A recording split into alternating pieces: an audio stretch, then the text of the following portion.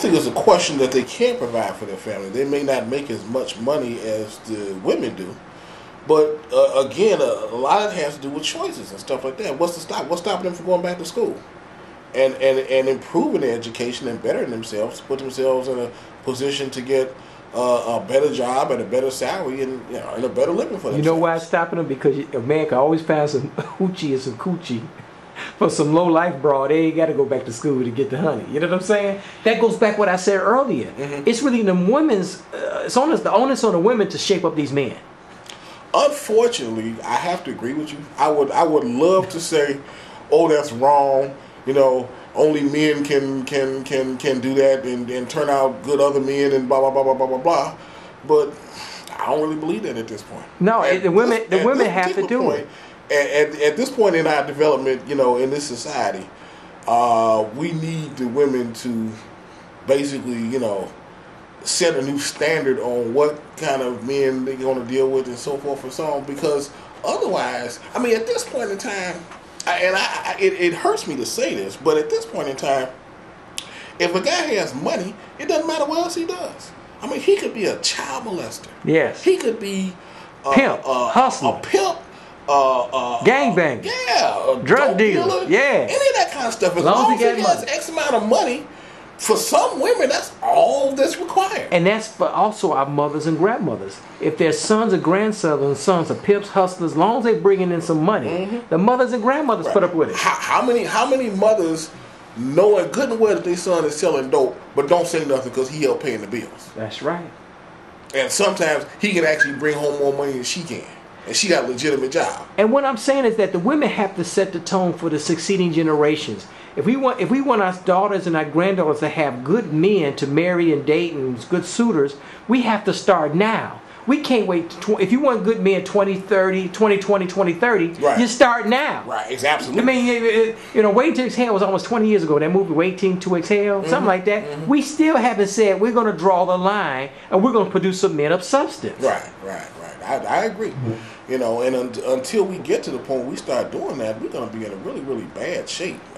But the women are black women are the number one going to be in a bad shape because they don't have enough black men to deal with, and they say they don't want to really marry outside the race. That means they got to share the black man. I'm not promoting polygamy per se, but okay. It's a really hard one to deal with. On the one hand, as long as it's on both of us really. Right. It's on the men and the women, because on the other hand, it's on the men to get on the case of a lot of these young guys and try to turn them around, but unfortunately, that gets stopped. I'll use an example of mine. I'm not going to call any names. Tell the story. But I have a friend of mine. Has a son. I think he just finished high school recently or so. But at one point, him and the baby's mother staying together, and he wasn't a baby at the time when this happened. Yeah. But the son is talking back to the mother like she's one of his peers instead of his mother. And then he gets to cursing at his mother. And when the father goes upside the son's head, the mother steps in to defend the son. Now see, as long as that kind of stuff is going on, that's my baby. That's my baby. How do you correct a situation like that? And how he's gonna treat his wife or his girlfriend with a mama like that? I don't think she sees the big picture. I don't think so. You know what I'm saying? I would, like you said, if my son talked that way, I don't have to say mama would beat the crap out of him. Right. You don't do that. Right. You don't do that. Right. You know what I'm saying? So I'm saying that we have to have parenting classes, but what's so sad, most of us are in the. How can I say this nicely? Hanging around you, I hate to use the term white supremacy. Most of us are in the institutions of white supremacy. Thus, we don't control anything. Thus, we don't control our minds. It's hard to penetrate because we need parenting classes to show these young mothers and grandmothers how to raise these men and these girls. Right. Absolutely. I don't know how we do it on a large scale because we don't own the institutions our children are in. We don't own the institutions. We don't own those institutions, but we at least ought to run our own households. All right, so even if we don't run those outside institutions, there are certain things you can and can't do in my house. If I'm feeding you and I'm clothing you and I'm putting a roof over your head and some lights so you can see and so forth and so on, then I have a certain behavioral expectation that you're going to have to meet if you're going to stay in my house. You know, and if you think you're that grown, then going outside, going out there with the rest of them folks. But I mean, to me, there's a lack of standard. There's a lack of standards in our community, and there's an absolute lack of accountability in our community. We got this notion, this weird, strange idea that, all right, well, I know I'm messing up, and I know you messing up, so I won't tell on you if you won't tell on me. And so we both refuse to hold each other accountable for what we're doing is wrong, and we don't consider the long-term implications of our short-term activities. You know, and it ends up, what you end up with is a state of chaos that you currently see in the black community right now. It's a state, say that again, it's really a state of chaos. It is a state of chaos. Total chaos. And I don't care if you live in the suburbs, city, suburb, it's chaotic everywhere. Right. Our relationships are bad. Yep, yeah, they are. Male, female, children, baby mama, baby daddy, it's at an all-time low.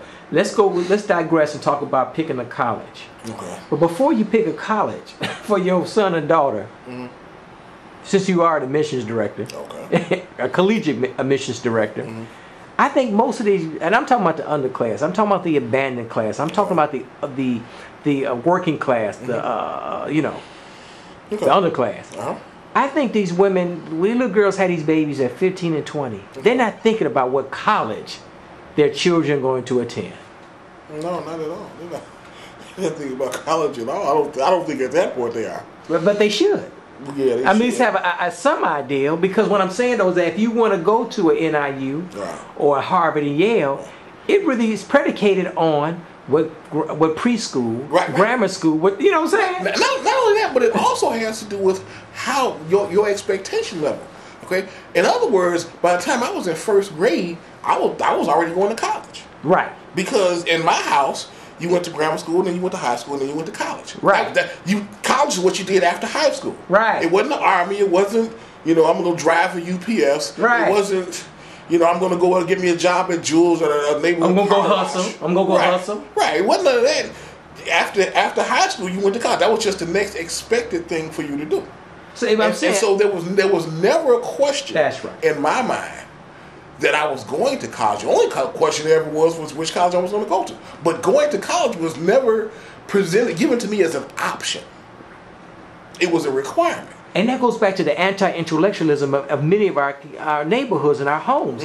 Because these little girls and these 40, 25, 35, 45-year-old grandmothers, they don't have the expectation of not even what college, but our children are going to college. They don't have the expectation. So let's say we stumble out of high school. Okay. What college should we go to? Junior college, NIU, Chicago State? How do you pick a school? I don't care if you're a straight A student or C's and D's. Okay. How do you pick a college? Well, I think there's several things. Number one is a college offering the particular discipline that you would like to pursue. That would be question number one. Yeah, people say, I want to be a veterinarian. No, damn well they ain't got the grades to be a doctor, veterinarian, anything else. Some of our children have unrealistic expectations. Yes, go ahead. Yeah, we do. I mean, we want to go to Harvard and Yale. We want to go to Spelman and Morehouse. You know what I'm saying? I'll never forget when I was a recruiter. I was over at King High School one time. This had to have been in the 90s, I guess. And I'm talking to this one student. This is a college fair they have. I'm talking to this one male student.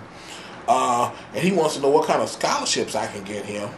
And I asked him about his GPA, and he got a 1.68 or some stuff like that GPA. This dude had on a silk running suit, whether it was gym suit or whatever, $200 gym shoes, a gold chain around his neck. I told him he need to sell some of that crap he got on. That way he could pay for college. Where do you think he's going with a 1.6 something GPA? You'd be lucky to get into Kennedy King with that. You know what I'm saying? I'm just saying, people have real unrealistic expectations. Most of our children have unrealistic. I would ask students, what do you want to do? What do you want to be in life? And sometimes I would get answers like, well, I don't know what pays a lot of money. Bad answer. Really bad answer. Okay. Well, doctors make a lot of money. Okay, I want to be a doctor. But I can't stand the sight of blood. Okay, well, if you want to be a doctor, you can't stand the sight of blood. You really don't want to be a doctor. Well, I think these little girls, they want to be veterinarians and pediatricians, knowing they got D's and F's. How you gonna be a pediatrician in 8th grade when you're getting straight F's? I mean, we have unrealistic, and I think that's because of the mamas and the community we're from. So let's say, okay, you stumble out of Phillips, you stumble out of Dunbar. How do you pick a school? Let's say, should the average student in some of these low-income neighborhoods, should they just first attend a junior college? I think for a lot of them they should. Yeah, I think it would hopefully prepare them so when they get to a 4-year school, they will have the skills that's necessary to be able to effectively do their work. Because I've seen some situations even at the college level where it's like, I'm asking myself, how the hell did you get out of high school? I mean, I ain't gonna say this to them, but I've certainly had to ask myself, how did this person get out of high school? Because it becomes glaringly obvious that they don't have the basic skills that they need. You know, but if that's the hand you dealt, you just got to deal with it the best you can. They say majority of it's like 90%, 95% of all CPS students are not college ready. It's like these 90% are not college ready. Okay. So going to junior college, you think most of our students are junior college ready? I mean, who knows? Again, a lot of this is a direct result of the Chicago public school system. I never forget, I started as a recruiter here in '88. In 1989, every year they have what's called a state articulation conference. This is State University's Articulation Conference, where all the state universities in Illinois will get together and talk with the public schools. All right, so they would have one, like in Skokie, they would deal with all the schools like north of whatever, Skokie, Madison or whatever, yeah. And going up into the suburbs. That was generally held at Skokie. And then the ones that was on the south side, in the south suburban schools, they would typically have out at Governor State. Like I say, this is back in the 80s and stuff. Cool.